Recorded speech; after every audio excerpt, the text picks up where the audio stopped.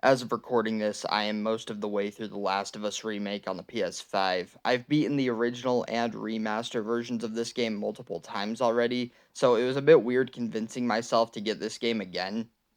But thanks to a $10 discount, it wasn't the hardest decision in the world considering how much I love Naughty Dog's games. And I know a lot of people weren't happy about the price tag. I know I wasn't really happy about the price tag when this first got announced. $70 for a game that doesn't have the multiplayer that the original game had is a bit rough. However, there is a lot of added content that people forget to mention with this game. And I think that going through it kind of pays out. I think if you can get this game on sale, it's definitely the best way to play the game. And as I've played through it, there are a few things I've noticed that have really built upon the original experience. And the first of those being the haptics and the 3D audio. Obviously, Sony has marketed the hell out of that stuff, but not just the visual lift, but I do feel like all of the upgrades, enhancements put together make this a very immersive experience, and it's probably my favorite playthrough since the first time I played the game almost 9 years ago. And I've already made a video on The Last of Us and The Last of Us Part 2. It wasn't the longest video ever. I've tried to keep them relatively short, and this one I want to keep shorter as well. But I won't spoil the game either here, although it is a 9-year-old game, so spoilers are so easy to come across that you may as well either play it or get spoiled at this point. But I'll do everyone a favor and not spoil any details, even the beginning of the game. And the first thing I want to bring up is that the options menu, the extras menu, they added the Uncharted 4 model viewer. You use these points that you get throughout the game pretty much to unlock models, concept art, all that stuff. And just now I had to go check to make sure I wasn't going crazy. Yeah, the original PS3 and PS4 versions of the game didn't have this stuff. And also, just checking now, they also added the director's commentary and the gameplay modifiers, which are also in Uncharted 4. And those are pretty cool. I think for somebody who's replaying this game and wants to have some fun with it, those are really cool things to have. I can definitely see myself using those gameplay modifiers, especially. I think I remember Uncharted 4 having infinite ammo, anti-gravity, bunch of photo mode filters you could use. You could play the whole game in vibrant mode or something like that. And I'm imagining they have the exact same things here. It just won't let me access the menu quite yet. But director's commentary as well. That's pretty sweet to me. Overall though, I feel like they added just enough to make it like a definitive edition. It is a remake. I will say the game itself feels a little different. It looks very different when you're playing. There's a lot of new emotion. The audio design has been redone.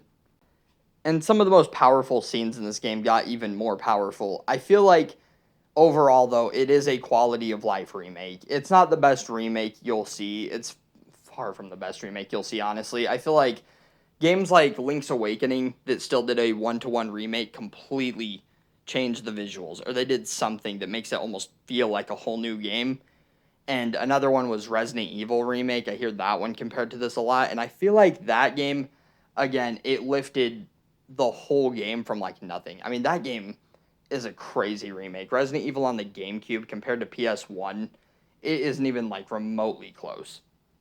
And I will say, certain sections of this game do look and honestly feel much better. I think they also sound a lot better too. I mean, that 3D audio effect is huge in certain sections, especially if you have headphones that support it. But I do feel as if the criticism is fair. I think that $70 is kind of ridiculous. Again, I'll probably bring that up multiple times. However, on the other side of things, this game will be on sale within 2 months. Hell, Black Friday is in 2.5 months from now, and you're going to see this game at roughly $50. And if you don't see it for that cheap, you will find a pre-owned copy for about $45 to $50, maybe as low as 37-ish. But I remember Demon Souls. That game, that remake was a $70 remake. Full rebuild, looked much better. I didn't want to pay 70 for it. Quite honestly, I suck at Souls games, although I have beaten a couple. And I wanted to get Demon Souls, so instead of getting it day one, I waited roughly 3 months, and then I drove over to my local pawn shop, and somebody had taken it back, and it was already, I want to say, 46 bucks. And I played it just enough to where I could get killed 1,000 times and traded it in. I I do see this game going on sale for pretty cheap, though. I think that within a year, even if you're willing to wait, it'll be down to 30, maybe 20. And I think that PlayStation will throw it on their little subscription service they've got going with PS Plus Extra. But it will be a while, and you're going to have to wait.